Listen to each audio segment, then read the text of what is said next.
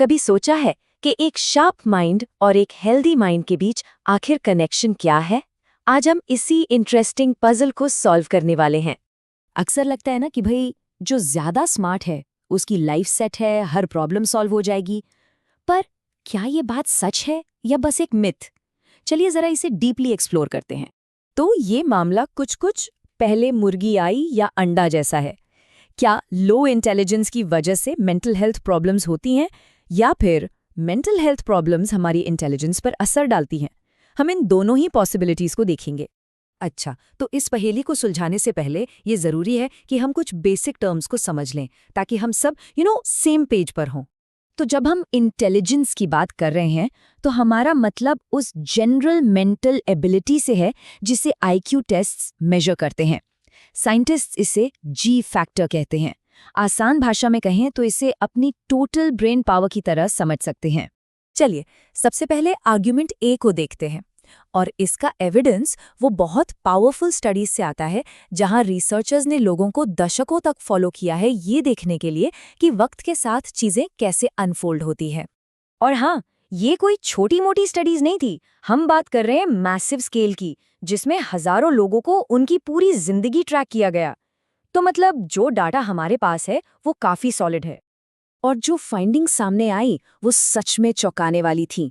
बचपन में लो आईक्यू का होना सिर्फ डिप्रेशन या एंग्जाइटी जैसी मेंटल इलनेसेस से ही नहीं जुड़ा था, बल्कि हार्ट डिजीज और यहाँ तक कि वायलेंट डेथ से भी। मतलब इसका असर बहुत बहुत वाइड है। तो सवाल ये उठता है कि ऐसा क्यों होता है? क्या इसका मतलब है कि कुछ लोग बस अनलकी पैदा होते हैं? नहीं, बात इतनी सिंपल नहीं है। इसके पीछे कई कॉम्प्लेक्स रीजंस हैं। देखिए, इसमें कई फैक्टर्स एक साथ काम करते हैं।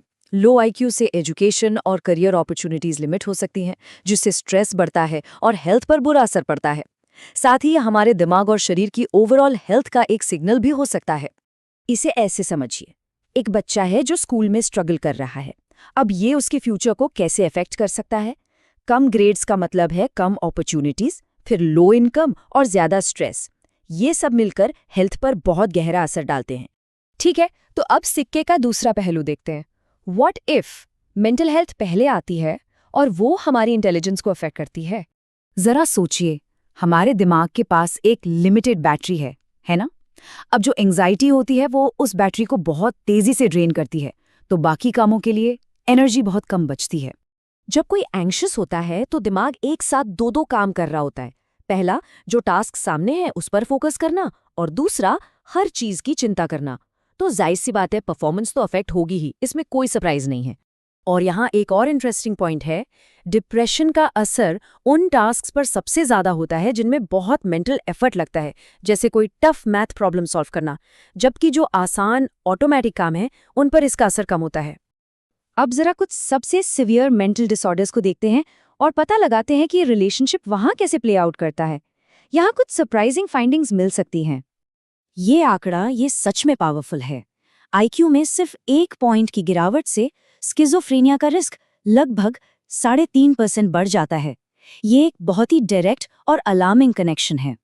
हम सबने मूवीज में ईविल जीनियस देखे हैं, है ना? हैनिबल लेक्टर जैसा कोई। पर क्या रियल लाइफ साइकोपैथ्स वाकई इतने ब्रिलियंट होते हैं? रिसर्च कुछ और ही कहानी बताती है। चालाकी और धोखे का आईक्यू से कोई लेना देना नहीं है, बल्कि जो इम्पल्सिव और इररिस्पॉन्सिबल बिहेवियर होता है वो असल में लो आईक्यू से जुड़ा हुआ है। तो अभी तक हमने ट्रेडिशनल इंटेलिजेंस मतलब आईक्यू की बात की, पर एक और तरह की इंटेलिजेंस है जो शायद उतनी ही या उससे भी ज्यादा इंपॉर्टेंट हो सकती है, और वो है इमोशनल इंटेलिजेंस। इमोशनल इंटेलिजेंस या ईआई का मतलब है अपनी और दूसरों की फीलिंग्स को समझने की एबिलिटी, और फिर उन इमोशंस को अपने डिसीजंस और एक्शंस को गाइड करने के लिए इस्तेमाल करना। और ये बहुत मैटर करता है। जिन लोगों का ईआई ज्यादा होता है वो ज्यादातर अपनी लाइफ से सैटिस्फाइड रहते हैं, स्ट्रेस को बेहतर हैंडल करते हैं, और उनके रिलेशनशिप्स भी हेल्दियर होते हैं। तो हमने इस पजल के दोनों साइड्स को देख लिया है।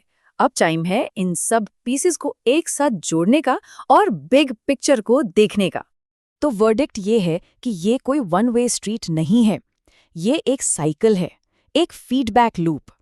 हमारी इंटेलिजेंस हमारी मेंटल हेल्थ को इफेक्ट करती है और हमारी मेंटल हेल्थ हमारी इंटेलिजेंस को। ये दोनों एक दूसरे से बहुत गहरे जुड़े हुए हैं। तो ये सारी जानकारी हमें कहाँ ले जाती है? ये जानकर हमें अपनी एजुकेशन सिस्टम और मेंटल हेल्थ केयर के बारे में कैसे सोचना चाहिए? ये एक बहुत बड़ा सवाल है और इसका कोई इजी आंसर नहीं है। पर ये एक ऐसा सवाल है जिसके बारे में हम सबको सोचना जरूरी है।